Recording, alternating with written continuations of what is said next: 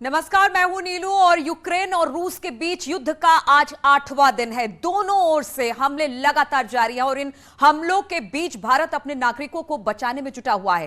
पहले air India के विमान के जरिए 1300 से ज्यादा लोगों को भारत लाया गया, लेकिन अब वायुसेना ग्लोब मास्टर के जरिए आज 800 से ज्यादा यूक्रेन में फंसे छात्रों को निकालकर लेकर आई है। तो लगातार कोशिश यही की जा रही है कि किसी भी तरह से जो भारतीय नागरिक यूक्रेन और उसके बॉर्डर्स पर फंसे हुए उनको निकाला जाए। ग्लोब मास्टर में भरकर आए हैं छात्रों को गाजियाबाद के हिंडन एयरपोर्ट पर उतारा गया, जिसकी तस्वीरें आप देख सकते हैं। अब तक 3 ग्लोब मास्टर से सैकड़ों भारतीय नागरिक अपने अपने देश लौटे हैं। घर वापसी के बाद उन्होंने क्या कहा है हम आपको सुनवाएंगे, लेकिन उससे पहले रूस और यूक्रेन में हो रहे युद्ध की तस्वीरें हम आपको दिखाते हैं।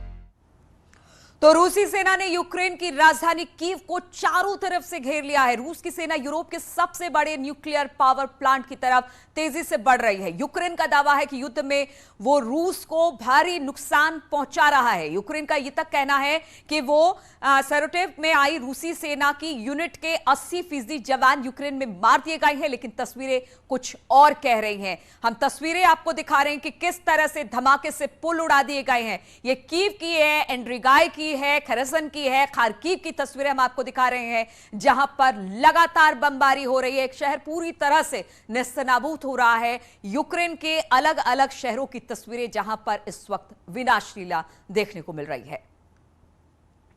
और ये रूस हमले की तबाह यूक्रेन की 10 तस्वीरें हम आपको दिखा रहे हैं। रूस में कहीं पुल उड़ा दिए गए हैं तो कहीं ऊंची इमारतें धराशायी हो गई हैं। इस जंग में कीव शहर बर्बाद हो चुका है। रूसी सेना खार्किव को कब्जे में लेने की खबर है। वहीं यूक्रेन ने भी रूसी सैनिकों को बंधक बना लिया है।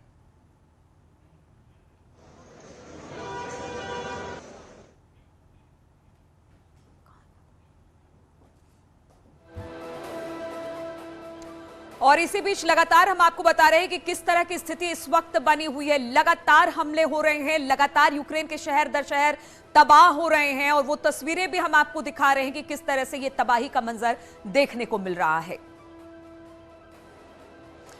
और जो महायुद्ध में जो तबाही हुई है वो भी हम आपको दिखाने की कोशिश करते हैं। यूक्रेन में फंसे 2000 से ज्यादा भारतीय अब लौट आए हैं। तो लगातार कोशिश यही की जा रही है कि एक के बाद एक जो भारतीय वहां पर फंसे उनको निकाला जाए। आज 3726 भारतीयों को लाया जाएगा, यानी पूरी कोशिश की जा रही है कि ज्यादा से ज्यादा तादाद में जो भारतीय फंसे हैं उनको लेकर आया जाए। 12:30 बजे तक करीब 800 भारतीय पहुंचे हैं, यानी कि वो देश वतन वापसी की कोशिश जो लगातार हो रही है वो देखने को मिला है। आज 2 ग्लोब मास्टर विमान हिंडन एयरबेस पर उतारा गया है और C-17 ग्लोब मास्टर को इसलिए लगाया गया है ताकि ज्यादा से ज्यादा वहां पर जो लोग फंसे हैं उनको तादाद में लेकर देश आया जाए। आज 2 ग्लोब मास्टर विमान हिंडन एयरबेस पर उतारा गया है और फिर जो बाकी लोग हैं उनको भी लाने का काम किया जा रहा है, क्योंकि अब वायुसेना में भी लगातार ऑपरेशन अपने शुरू कर दिए। ऑपरेशन गंगा के तहत यह सब कुछ किया जा रहा है। आज पोलैंड से 220 लोगों के साथ पहुंचा पहला ग्लोब मास्टर जिसकी क्षमता बहुत ज्यादा होती है, ज्यादा से ज्यादा लोगों को भरकर यहां पर लाया जा सकता है, इसलिए अब जो ग्लोब मास्टर है उसको उतार दिया गया। आज बुकारेस्ट से 208 लोगों के साथ पहुंचा दूसरा ग्लोब मास्टर, जिसकी बात हम लगातार कह रहे थे। कल ही फैसला लिया गया था कि ग्लोब मास्टर को अब उतारा जाए। आज 2 ग्लोब मास्टर हिंडन एयरपोर्ट पर पहुंचा है, जो कि लोगों को लेकर आ रहा है। 208 लोगों को दूसरा ग्लोब मास्टर लेकर पहुंचा है। स्पेशल फ्लाइट्स बुडापेस्ट से दिल्ली एयरपोर्ट पहुंची है।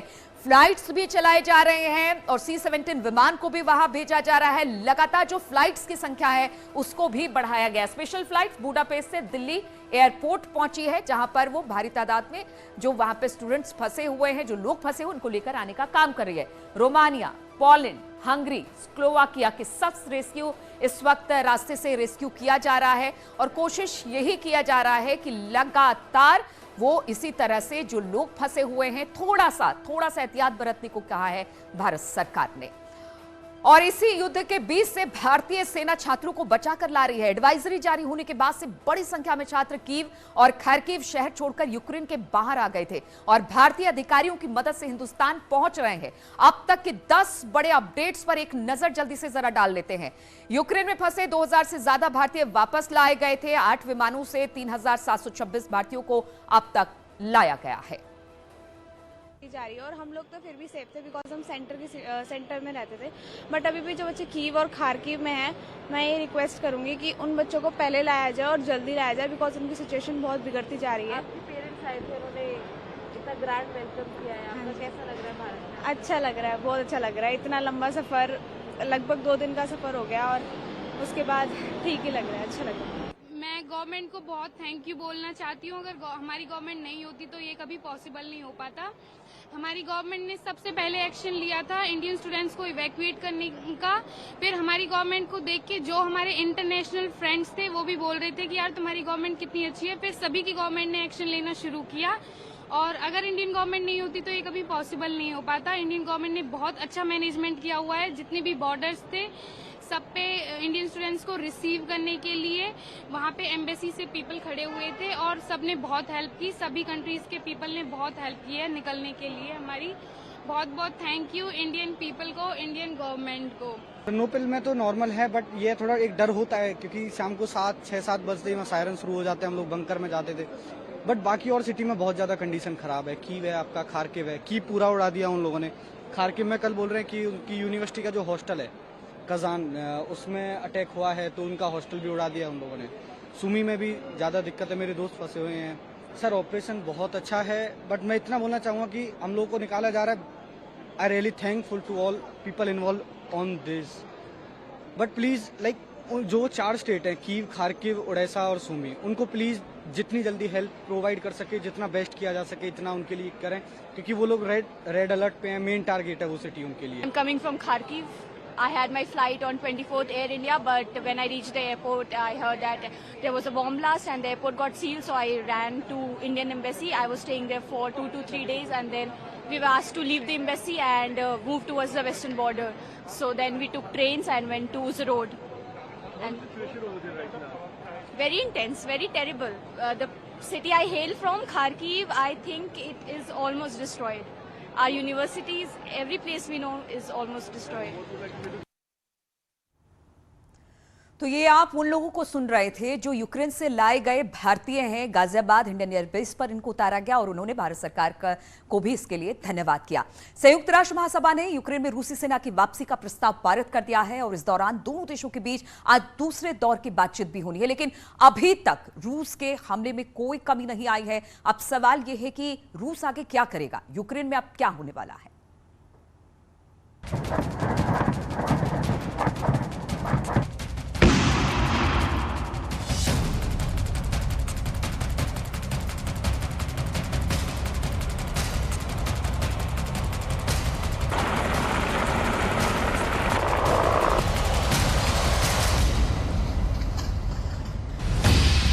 अतिक्रमण, अधिकार और अहंकार से उपजे हालातों ने दुनिया में वर्चस्व की लड़ाई का महायुद्ध शुरू कर दिया है।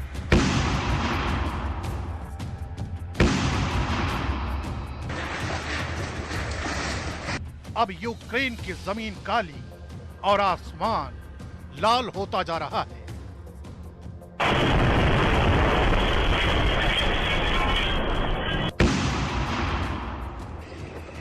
रूस ने एक साथ इतने हमले किए कि यूक्रेन के 100 शहरों में बस आग ही आग नजर आ रही है। कुछ तस्वीरें तो इतनी डरावनी हैं कि हम आपको सब कुछ साफ साफ दिखा भी नहीं सकते। बस तबाह होते इन शहरों की हालत से आपको वाकिफ करा सकते हैं, जहां सब कुछ धुआं धुआं हुआ जा रहा है, सब कुछ जंग की भेंट चढ़ता जा रहा है। जिन शहरों में कभी रौनक हुआ करती थी, अब उन शहरों में मौत का सन्नाटा पसरा है।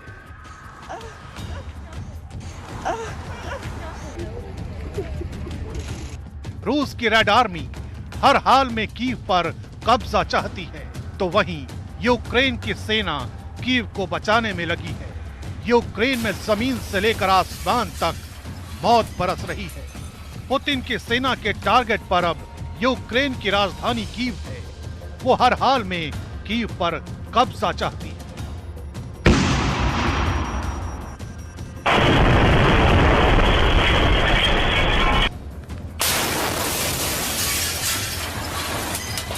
जंग है इस वक्त कीव को कब्जा करने की। रशियन फोर्सेस, रशियन सेना कोशिश में है कि कीव जो यूक्रेन की राजधानी है उस पे काबिज हो जाएं, क्योंकि एक तरह से वो पूरी जंग में उनके लिए जीत का एक ऐलान होगा। और सोशल मीडिया के जरिए जो तस्वीरें आ रही हैं वो डराने वाली है। एक सुंदर शहर तबाही के कगार पर जा पहुंचा। इस वक्त जो कुछ भी वहां पर चल रहा है उसे देखकर लगता है कि मामला जल्दी सुलझने वाला नहीं है। रूस आगे और बड़ा कदम उठा सकता है।